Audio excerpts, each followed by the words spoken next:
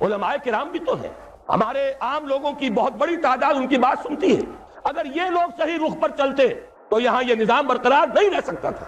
اصل ذمہ داری ان کی ہے، انہوں نے سیاست کے کھیل میں شریک ہو کر اپنا وقت ضائع کیا ہے، انہوں نے اقتدار کی کشاکش میں کبھی ادھر اور کبھی ادھر، آج اس کے حریف اور اس کے حلیف اور کل اس کے حلیف اور اس کے حریف، یہ کھیل کھیل کر بہت قیمتی وقت قوم کا ضائع کیا۔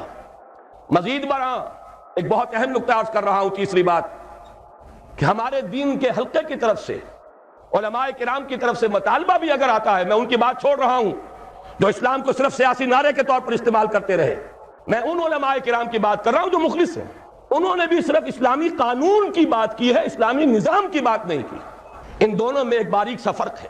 نظام نظام ہے، قانون اس نظام کو چلاتا ہے، قانون اس نظام کو تحفظ دیتا ہے۔ اگر نظام غلط ہے، ظالمانہ ہے، اس نظام کے تحت لوٹ کھسوٹ ہو رہی ہے، غریب غریب سے غریب تر، امیر امیر سے امیر تر ہوتا چلا جا رہا ہے، دولت کے انبار لگ رہے ہیں، آپ نظام کو تو کچھ نہ کہیں، جوں کا توں برقرار رکھیں، چوری کی سزا نافذ کر دیں، ڈاکے کا سدے باب کر دیں، فائدہ کس کو پہنچے گا؟ غریبوں کو یا امیروں کو؟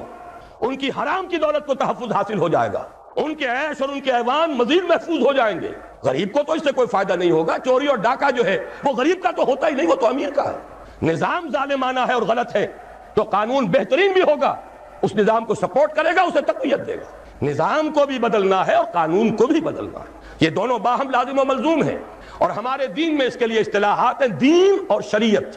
دین نظام ہے، دین ہمیشہ سے ایک رہا، شریعتیں بدلتی رہیں، شریعت موسوی اور تھی، شریعت محمدی اور ہے، علی صاحب الصلاۃ والسلام۔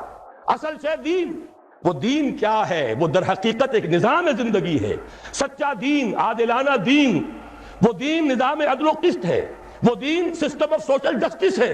جب تک اس کو رائج نہ کیا جائے، اس کو نافذ نہ کیا جائے، محض قانون کے نفاذ سے کوئی مفید نتائج برآمد نہیں ہوں گے۔ دین بھی قائم کرو اور قانون اسلامی یعنی شریعت بھی نافذ کرو۔